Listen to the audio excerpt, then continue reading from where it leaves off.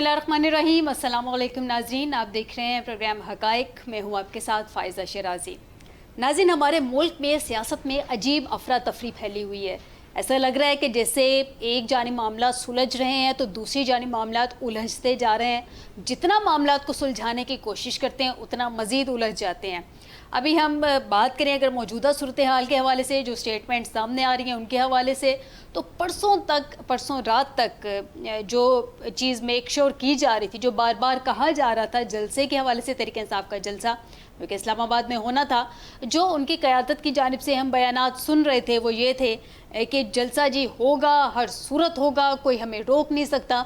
जो वज़ीर आला KP हैं उन्होंने तो यहाँ तक कह दिया किसी का बाप भी नहीं रोक सकता। यहाँ तक वो एग्री थे सब जलसा करने पे। उसके बाद अचानक से सुबह के टाइम, जब 22 तारीख को जलसा होना है, सुबह 7 बजे एक अहम मुलाकात हो जाती है। वो आज़म सवाती की होती है और साथ बैरिस्टर गौहर की होती है, और वो 7 बजे अडयाला में मुलाकात हो जाती है। और उसके बाद बाहर निकल के अनाउंस किया जाता है प्रेस के सामने कि जनाब जलसा तो मुलतवी हो गया, बानी PTI ने जलसा मुलतवी कर दिया। आखिर उन चंद घंटों में ऐसा क्या हुआ कि रात, और ये भी उन्होंने कहा नाज़रीन के आधी रात को मुझे पैगाम पहुंचाया गया। आधी रात को अडयाला से पैगाम रसानी कैसे हुई, किसने पैगाम भिजवाया? क्योंकि अगर हम इमरान खान के हवाले से देखें तो इमरान खान साहब के तो डे में भी जो मामलात हैं वो भी इतने सुलझे हुए नहीं हैं। उनके तो डे में भी बयानात जो हैं बाहर, जब खुद ही उनकी मीडिया इंटरेक्शन ना हो तो बाहर नहीं निकलते। तो आधी रात को पैगाम किसके ज़रिए पहुंचा, किसने पहुंचाया, आज़म सवाती को किसने बताया? ये बड़े अहम सवालात थे जो कि कल तक ये सामने खड़े थे। उसमें हमने देखा है कि ये एक मुअम्मा था जो हल नहीं हो पा रहा था कि आखिर किस तरह से ये मामलात हुए और सुबह 7 बजे मुलाकात कैसे हो गई। ऐसा तो नहीं हो सकता कि अचानक से आज़म सवाती आए, बैरिस्टर गौहर आए, उन्होंने आके जेल का दरवाज़ा खटखटाया, हेलो जी, जेल का दरवाज़ा खुल गया, अंदर जाके मुलाकात हो गई। जाहिर सी बात है कुछ चीज़ें स्केजुअल हुई, लेकिन हुई किसके साथ? क्या रियासत के साथ चीज़ें जो थी वो डिस्कस हुई? क्या वाकई में चीज़ें जो थी हुकूमत वक्त के साथ डिस्कस हुई या ताकतवरों के साथ ये चीज़ें थी डिस्कस हुई? इस पर एक उभाम था, जो उभाम अभी खुल के तो नहीं बताया गया, लेकिन आज जब खान साहब से मुलाकात हुई सहाफ़ियों की और उनसे जब सवालात कुछ किए गए तो उन्होंने उसका जवाब दिया।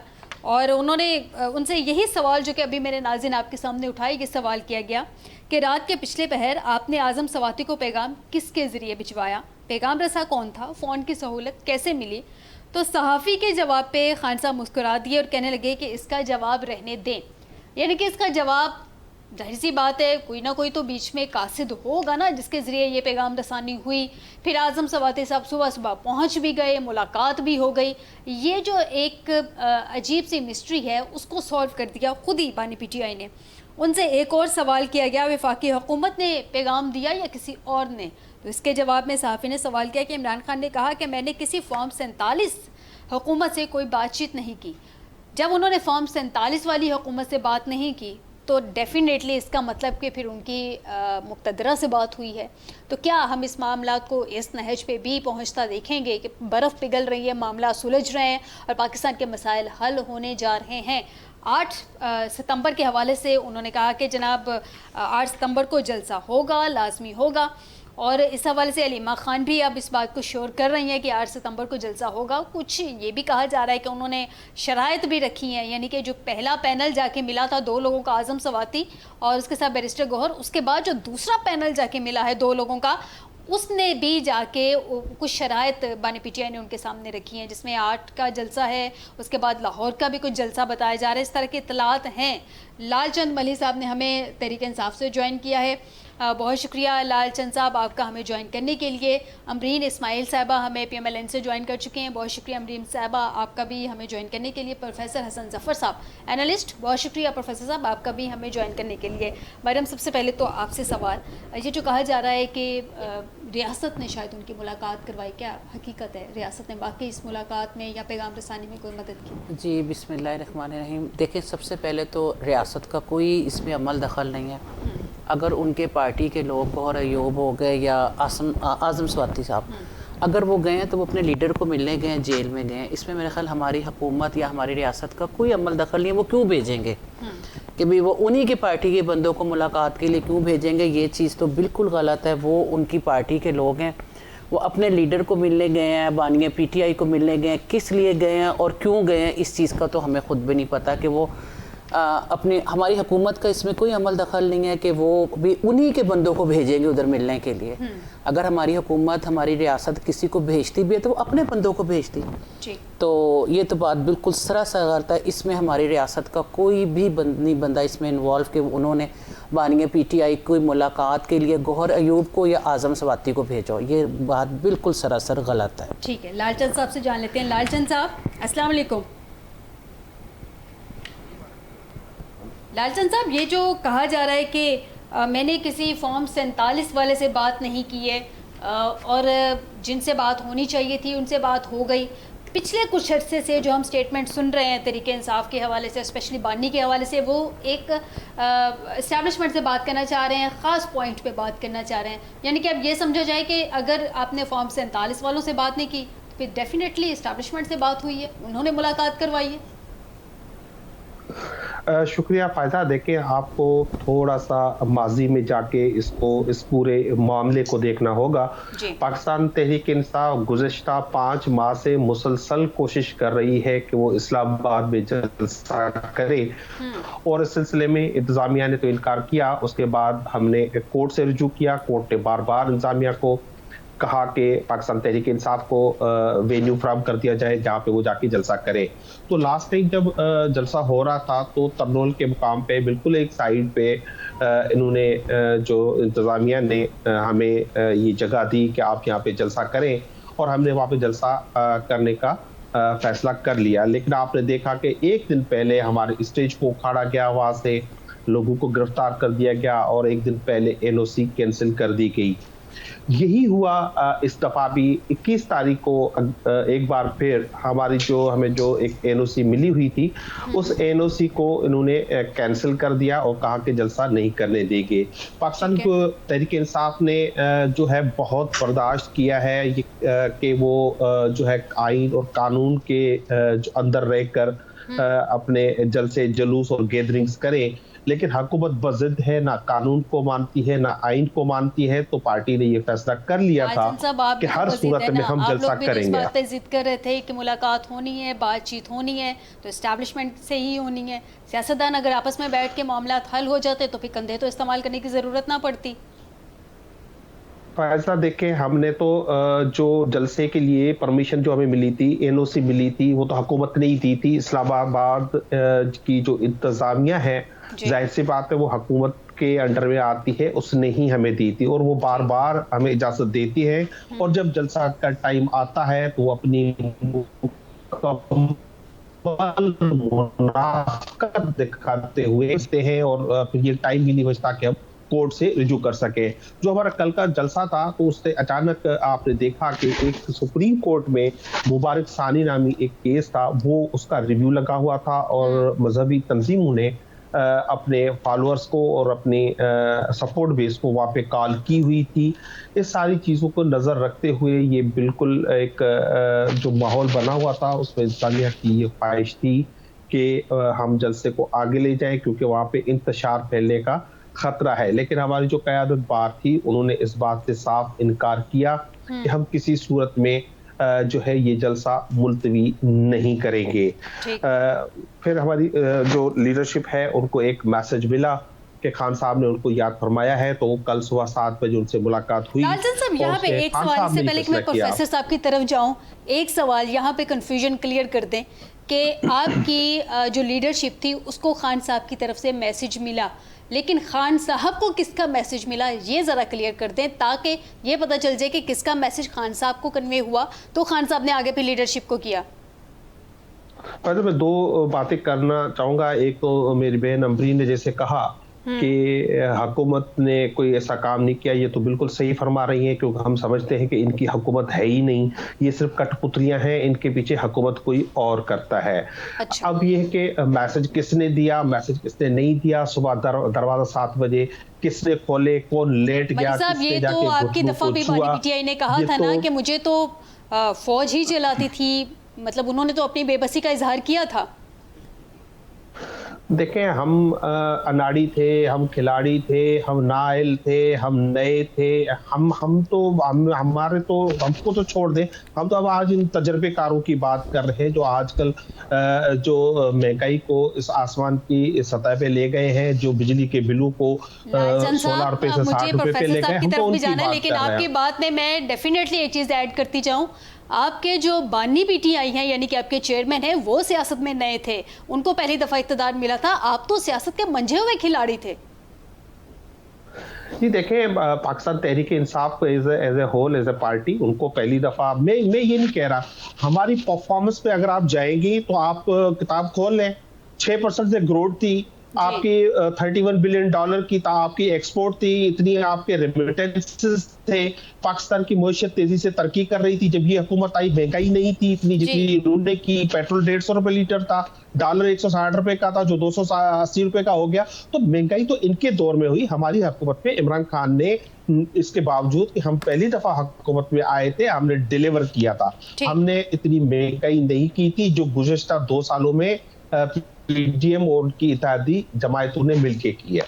ठीक है, ठीक। मलिक साहब, आपका जवाब आ गया। मैं ज़रा प्रोफेसर साहब से जान लूँ। प्रोफेसर साहब, यहाँ पे डिप्टी सुपरिटेंडेंट जेल जो हैं वो उठाए जा रहे हैं कि इमरान खान के बिहाफ पे उन्होंने पैगाम बाहर पहुँचा दिया, बंदे हाईलाइट किए जा रहे हैं। फिर रात को 12 बजे बानी पीटीआई किसी को याद फरमाते हैं और वो मैसेज उन तक पेशावर में पहुँच भी जाता है। ये गुत्थी है जो कि अभी सुलझ नहीं रही है कि आखिर वो मैसेज बाहर पहुंचा कैसे, किसके जरिए पैगाम रसानी की गई। बाहर पहुंचा, कोई लेके गया तो पहुंचा, खुद ब खुद तो नहीं मैसेज बाहर चले जाते।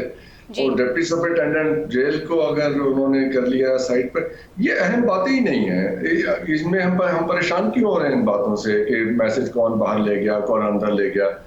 असल मुद्दे की तरफ आइए ना। उसमें एक खुशी का पहलू है, एक परेशानी का पहलू है। खुशी का पहलू तो यह है कि कोई डेडलॉक खत्म हो रहा है एस्टेब्लिशमेंट और खान साहब के दरमियान। बानी पीटीआई कहती हैं, मुझे नहीं पता कि एडिटोरियल पॉलिसी में उनका नाम लिया जा सकता है कि नहीं लिया जा सकता। और परेशानी का पहलू यह है कि मुस्लिम लीग नून की जो अभी ये जो कोalition गवर्नमेंट है, वो अभी 5-6 महीने ही उनको हुए हैं। तो अगर ये कुछ कर सकते थे तो करके दिखाने का वक्त मिल जाता। अब तो अगर बात वहां बनती नजर आ रही है, जैसे कि देखिए 2 आदमियों का आपने नाम नहीं लिया, पता नहीं इजाजत है लेने की जो उन्हें मिलने गए थे। एक तो मोहम्मद अली दुरानी साहब और एक मुशाहिद हुसैन साहब, ये उन्हें मिलने गए हैं खान साहब को। ठीक है जी। तो वो जब उनकी मुलाकात हुई है, ऐसे बड़े और मुतब्बर लोग जब जाएंगे मिलने किसी से, तो कोई किसी मतलब तरीके से जाएंगे ना और कुछ लेके आएंगे।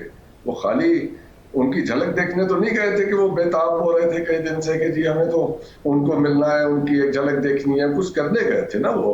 और वो उन लोगों के जहाँ कनेक्शंस हैं वो सब जानते हैं। मुशाहिद हुसैन साहब किनके बिहाफ पे जाएंगे, दुरानी साहब किनके बिहाफ पे जाएंगे। तो इसका मतलब है आप सर, ये मुलाकात 21 तारीख को हुई थी, ये 2 दिन पहले हुई है जी। तो अब तो बर्फ पड़ने वाले दिन आ रहे हैं, आप कह रही थी बर्फ पिघल रही है। सर मेरा क्वेश्चन ये है कि जब मुलाकात 21 तारीख को हुई थी तो उसके बाद क्या उनके अपनी पार्टी के साथ राब्ते फौरी तौर पे नहीं हो सके? क्योंकि बर्फ पिघलने की डेफिनेटली बातें तो हो ही रही है ना। जो आधी रात तक उनकी पार्टी ये स्टेटमेंट देती रही कि हमने लाजमी जलसा करना है, लाजमी हर सूरत कुछ भी कर ले, मर जाएंगे मिट जाएंगे, जलसा करना है। उनकी पार्टी की कोई अहमियत नहीं है। उनकी पार्टी में अपने बलबूते पे तो लोग 500 वोट नहीं ले सकते। सब वोट उन्हीं के हैं जो साहब अंदर हैं। ये अपने तय तो ये काउंसलर के इलेक्शन नहीं लड़ सकते इनकी पार्टी के जो 150 लोग कहते हैं मुंतखब हुए हैं, उनकी बात ना करें। और ये जो इनकी पार्टी के बाहर लोग हैं, मैंने एक सवाल पूछा था इनकी पार्टी के आदमी से कि ये जब आपका जलसा होगा तो उसका मेन स्पीकर कौन होगा? अब उसका जवाब नहीं था जी। उनके सब होंगे, सब मिलके ये फिल्म बनाएंगे। ऐसी कोई फिल्म देखी है आपने जिसके 15-20 डायरेक्टर्स हो मिलके वो डायरेक्ट करें? हो सकता है ऐसा? कोई ऐसी फिल्म देखी है जिसमें 5-6 हीरोज हो, एक ही आदमी लीड करता है ना? अब यही नहीं पता कि वहां तकरीर किसकी सुननी है जाके, चलो जी सुन ली तकरीर साहब की। अब उसमें मुद्दा क्या है ये भी नहीं पता हमें। जी खान साहब को रिहा कराना है, नहीं ये नहीं है।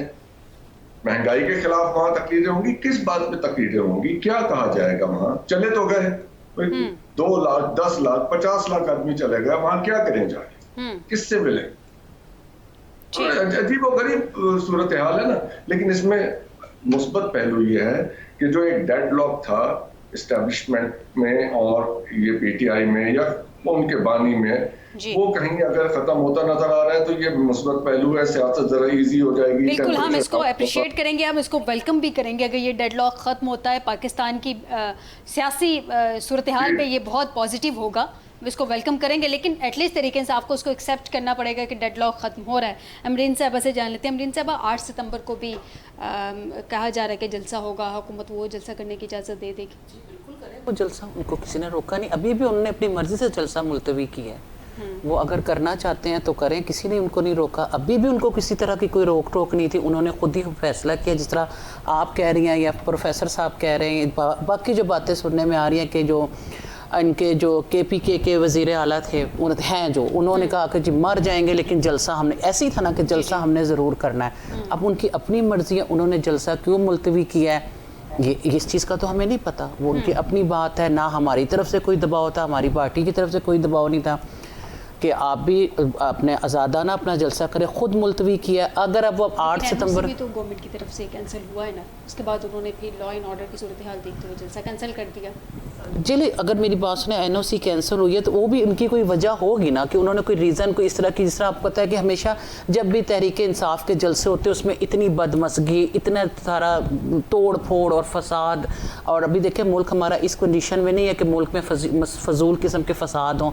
जब भी इनका जलसा हुआ है आपने देखा है कि एक अजीब सा इंतशार फैला है। ये भी तो बात सबसे पहले है ना कि इन्होंने कभी भी सिविलाइज तरीके से कोई जलसा अपना ऑर्गेनाइज नहीं किया।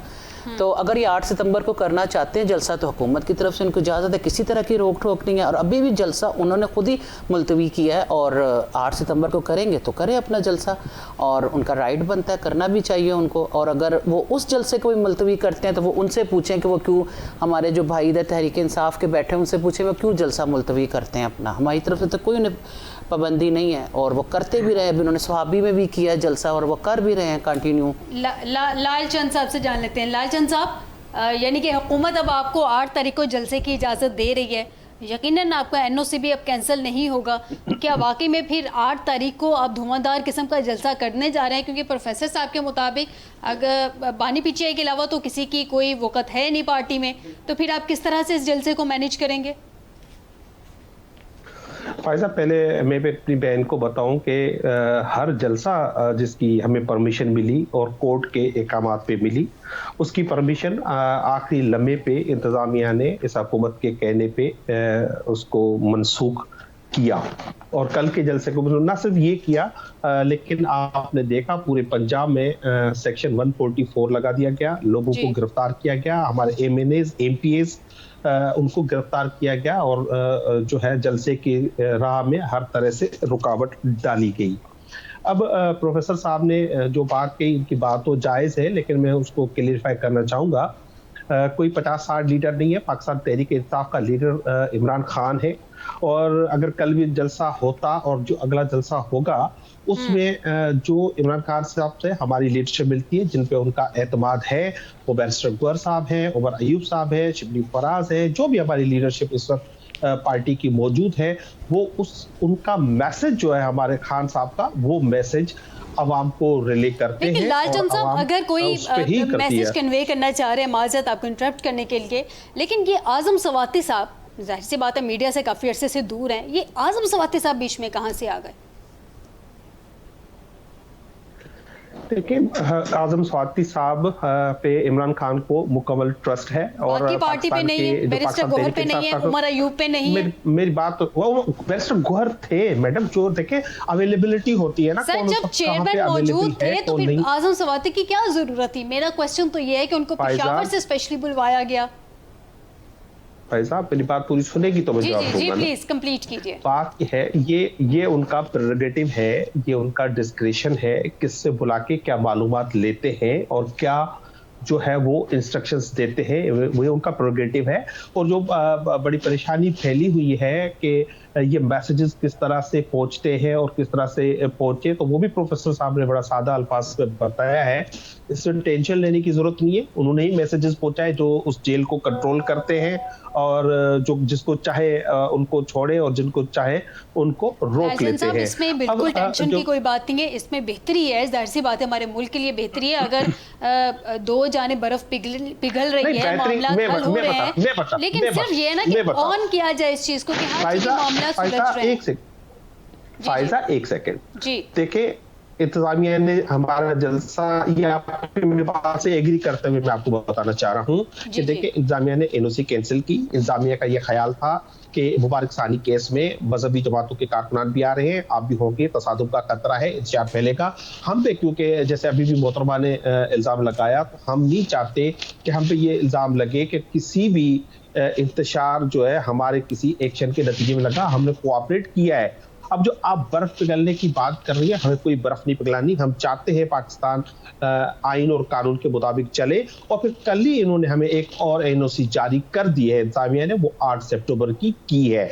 और हम उम्मीद रखते हैं कि जिस तरह हमने कल कोऑपरेट किया है इंतजामिया से, इंतजामिया ही उसी गुडविल जेस्चर का जो है वो इजहार करेगी। और पाकिस्तान आप 8 तारीख को हुकूमत की एनओसी जारी करने पे मुतमईन है, लेकिन जो केपी के गवर्नर हैं फैसल करीम कुंडी साहब, वो कह रहे हैं कि वो आपको 8 तारीख को जलसा करने नहीं देंगे, और वो उन्होंने पंजाब और सिंध के जलसे अपनी इजाजत से मशरूत भी कर दिए।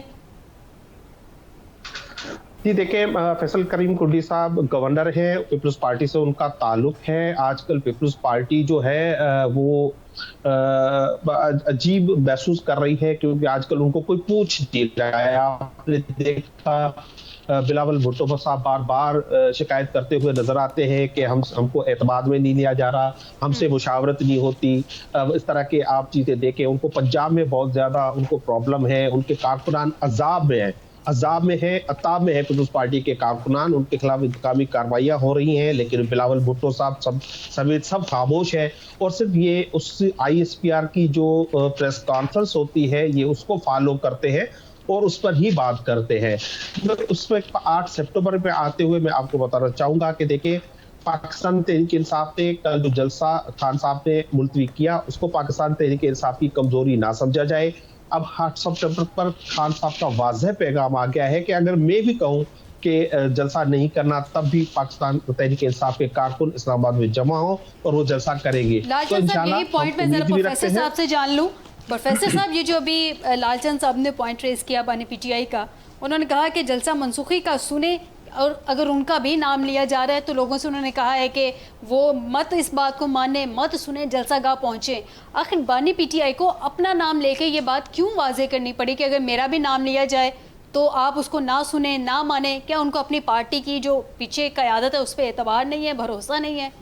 नहीं, बिल्कुल नहीं। इसलिए कि ये बात मेरे ख्याल है कि कोई राज नहीं रही है कि ये जो चेयरमैन PTI हैं इस वक्त, बैरिस्टर गौहर और उमर अयूब साहब, ये जो हैं ये they are playing from both sides.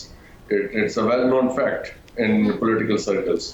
तो ये बातें अगर हमें पता है तो खान साहब को भी पता होंगी अंदर बैठे हुए। दूसरा, फैसल करीम कुंडी साहब की बात हो रही थी, वो गवर्नर KP हैं, वो कह रहे हैं जलसा नहीं करने देंगे, वो तो अपनी मर्जी से कागज पे साइन नहीं कर सकते। वो कैसे ऐसी बातें कर रहे हैं, ऐसी बिला वजह जलसा नहीं करने देंगे? यानी कि आपको लग रहा है कि 8 तारीख को तहरीक इंसाफ अब जलसा कर लेगी अगर NOC उसका कैंसिल नहीं होता? मामला सेट हो गए हैं, लेकिन देखिए जलसा तो कल भी हो सकता था, लेकिन उस जलसे से क्या होता? मोहतरमा अमरीन साहबा बिल्कुल दुरुस्त फरमा रही है, गवर्नमेंट का इसमें कोई अमल दखल नहीं है। गवर्नमेंट का क्या काम है ऐसे मामलों के अंदर फैसले करना? उनका कोई लेना देना नहीं है इस बात से। और ये भी लालचंद भी साहब भी बिल्कुल दुरुस्त फरमा रहे हैं कि ये NOC उनका क्या लेना देना था गवर्नर कुंडी साहब का इसके सारे बयान के साथ। और अंदर से सवाल देखिए, मुझे पता क्या लग रहा है, ये जो डिप्टी सुपरिटेंडेंट को इन्होंने हटाया है ना, वो इसलिए नहीं हटाया है कि वो पैगाम लेके जाते थे, वो पैगाम ठीक नहीं लेके जाते थे, तो इसलिए किसी ऐसे आदमी को लगाया जो अब जरा सही पैगाम रसानी कर दे। बीच में जो है ना, समझ नहीं ना आप? यानी कि प्रोफेसर साहब, आप ये मैं जहाँ तक मैं समझी हूँ कि ये हुकूमत की तरफ से नहीं हटाया गया, ये कहीं और से हटाया गया ताकि पैगाम रसानी दुरुस्त हो सके? क्या बात कर रही हैं आप हुकूमत की तरफ से? हुकूमत का ऐसे मामलों में क्या लेना देना? हुकूमत देखें और बिजी है, यूटिलिटी स्टोर बंद किए हैं, वो 28 मिनिस्ट्रीज मर्ज किए, उनके पास करने को पहले ही बहुत कुछ है। आप उनके ऊपर ऐसी जिम्मेदारियां दे रही हैं कि वो डिप्टी सुपरिटेंडेंट जेल को भी हटाया करें। कैसी बातें कर रही हैं? ठीक है, तो मुझे ये बताएं कि अगर ये सारा कुछ हुकूमत ने नहीं किया, हुकूमत वक्त ने नहीं किया, तो जिन्होंने किया है फिर उनके साथ अब मामला अगर सुलझ जाते हैं तो फिर आगे बेहतरी की उम्मीद रखें? मोहतरमा यही अर्ज कर रहा हूँ, पहली बात से यही कह रहा हूँ कि खुशी की बात है कि ये डेडलॉक टूट रहा है, ये बर्फ पिघल रही है। अभी तो बर्फ पिघलने के दिन है, फिर बर्फ पड़ने के दिन भी आने वाले हैं, कोई 1.5-2 महीने की बात ही रह गई है। पहाड़ों पे बर्फबारी स्टार्ट हो जाएगी, फिर आप देखिएगा क्या होता है। सर फिर वो कप्तान का तहरीक इंसाफ का बयानिया, तो फिर उसको समझे कि नून लीग के बयानिए की तरह वोट की इज्जत हो, तबाह हो गया ना कि डट के खड़ा है कप्तान, कोई डील नहीं करेगा। नहीं, ये ऐसा नहीं है, ये तरीके से होगा काम। अब आपको क्या लगता है कि अभी उनकी कोई बातचीत हो गई और कोई 2 महीने के बाद कोई फैसला हो जाएगा? नहीं, अभी चलेगा खेल। अभी ना दोनों तरफ से इधर गर्मा गर्मी आएगी, कोई इधर से बयान, कोई उधर से, कोई 2-3 लोग इनके अभी पार्टी के पकड़ लेंगे, समझे नहीं? सर बयानबाजी तो एक सियासत का हिस्सा होता है, बैक एंड जो स्टोरी चल रही होती है, जो बैक चैनल्स होते हैं, एक्चुअल स्टोरी तो वो होती है। मैडम सियासत हो रही है यहाँ पे, और क्या हो रहा है? सियासत ही हो रही है, तो सियासत को सियासत की तरह करेंगे। इसको दिल पे लेने की क्या जरूरत है? इमोशनल क्यों हो रहे हैं लोग इस बारे में? मुझे तो ये नहीं समझ आ रही। सियासत हो रही है, पावर प्ले है। तो सर सियासत तो सियासतदान कर रहे हैं, लोग तो सियासतदानों से उम्मीद करते हैं कि उनके लिए बेहतरी करेंगे, इसलिए वो बेचारे इमोशनल हो गए। अमरीन साहब से जान लेते हैं। तो लोगों पे कहा जा रहा है कि हमने सारी बात में कहीं कहा कि लोग उम्मीद ना किया करें, लोग जरूर उम्मीद करें। ठीक हो गया। वो कह रहे कि हुकूमत का इस सब में कोई लेना देना नहीं है, हुकूमत यूटिलिटी स्टोर भी बंद कर रही है। ये यूटिलिटी स्टोर जो 28 मिनिस्ट्रीज बंद करें, उसमें एक मिनिस्ट्री यूटिलिटी स्टोर्स भी काम देखें ना, किस तरह से इन लोगों को एडजस्ट किया जाएगा कहीं? जी देखिए, हमारी हुकूमत अगर एक चीज़ को बंद करे तो उसका ज़रूर कोई उन्होंने मुतबादिल तो रखा होगा, और वो ज़रूर होगा, क्योंकि वहाँ से अगर एक चीज़ को बंद किया जा रहा है तो उसका मुतबादिल ज़रूर आपको 1-2 दिन में नज़र आ जाएगा। मेरे ख्याल से ये कोई इतनी मतलब परेशान कुन बात नहीं। हमेशा हमारी हुकूमत और ख़ुसूसन हमारी जो वज़ीर आला साहिब हैं, उन्होंने यही कहा है कि मैंने सबसे पहले जो भी काम है उससे, मुझे तो अब ये मतलब कि बात बार बार दोहरानी नहीं चाहिए कि अगर वो एक चीज़ का कोई मतलब बंद कर रहे हैं या कुछ इस तरह का मामला है, उसका मुतबादिल आपको बहुत जल्दी नज़र आ जाएगा। और सीएम का हमेशा यही रहा है कहना कि मैंने हमेशा लोगों को सहूलत देनी है, लोगों को रिलीफ देना है, लोगों को आराम देना है इंशाअल्लाह ताला, और वो चीज़ आपको नज़र आ रही है मुख्तलिफ प्रोजेक्ट्स में। मुलाज़मीन है ना, जिनको जो अपने रोज़ी रोटी से जो ख़त्म हो जाएगी, जिनकी जो यूटिलिटी स्टोर बंद होने से, उनका क्या होगा? देखिए उसके लिए कोई ज़रूर मुतबादिल हमारी सीएम साहिबा ने किया होगा, और वो आपको बहुत जल्दी नज़र आ जाएगा। नेक्स्ट उनके जो भी प्लान होंगे उसमें आपको उन्हीं लोगों के लिए कोई ना कोई मुतबादिल नौकरियाँ या जो भी उनको रिलीफ दिया जाएगा वो आएगा। यानी कि ये जो मिनिस्ट्रीज़ को भी मर्ज किया जा रहा है, ये इसीलिए किया जा रहा है कि अपने खर्चे कम किए जा सके। बिल्कुल। देखिए जी, पहली बात है कि वाकई आप लोगों ने भी यहाँ पे इस चैनल पे ये बात की थी कि खर्चे बहुत शाही खर्चे और ये फलान ढिमका, तो अब उन सारी चीज़ों को मैनेज करके अगर जो चीज़ें कम करके, अखराजात को कम करके, अगर उसको थोड़े खर्चे में इस्टेब्लिश किया जा रहा है या उसको और रिलीफ दिया जा रहा है, तो मेरे ख्याल से ये कोई गलत बात नहीं है और बिल्कुल ठीक है। आप अपने खर्चे कम करते हैं और थोड़ा सा मुल्क को और पंजाब को रिलीफ दिया जाएगा। और जहाँ तिकर ये मुलाजमीन जो 11,000 है या 10,000 है, इनको इंशाअल्लाह ताला बहुत जल्द कोई और मुतबादिल जॉब या जो भी इनकी नौकरियाँ होंगी वो इनको मिल जाएंगी। लालचंद साहब से जान लेते हैं। लालचंद साहब, आपने एक बात की जिसका जवाब मैंने प्रोफेसर साहब से लिया, मैं चाहती हूँ कि पार्टी के अंदर से आपका भी जवाब उस पर ले सकूँ। आपने कहा कि बानी पिटिया ने कहा कि नेक्स्ट टाइम अगर मेरा भी नाम लिया जाए तो आप उस बात पे यकीन ना करें। प्रोफेसर साहब ने उसका जवाब दिया मेरे सवाल के जवाब में कि उनको अपनी जो मौजूदा क़यादत है उस पर वाकई में एतबार नहीं है। वाकई आप लोग इतने बेएतबार हैं कि आपके चेयरमैन जो एक्स चेयरमैन है उनको आप पे एतबार नहीं है? बिल्कुल ऐसे।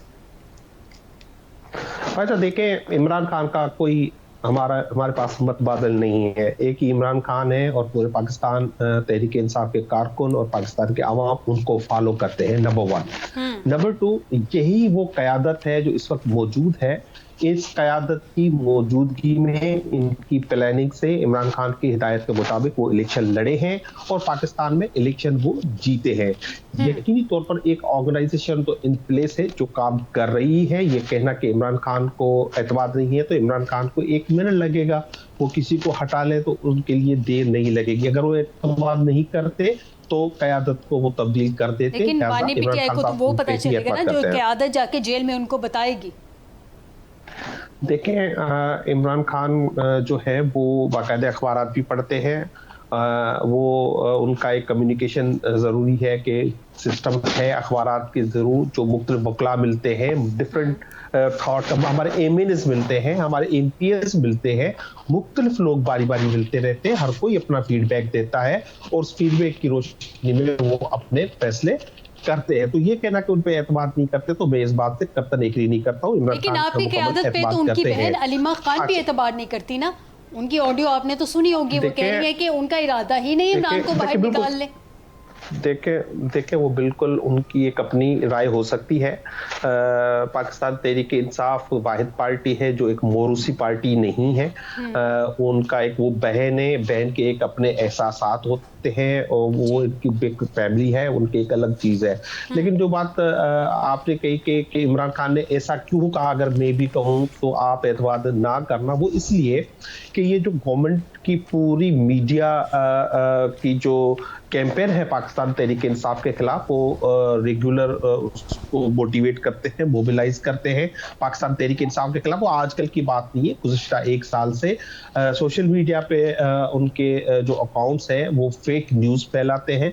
वो जलसे मुलतवी करने के हवाले से हों, वो जिस तरह से आपने जो पहले एक बात की, मैं उस पर भी आ रहा हूँ, तो उसको फेस करने के लिए खान साहब ने कहा कि अगर इस तरह की कोई मेरे नाम से अगर कहीं से कोई खबर आए तो आप उस पर एतबार ना करना।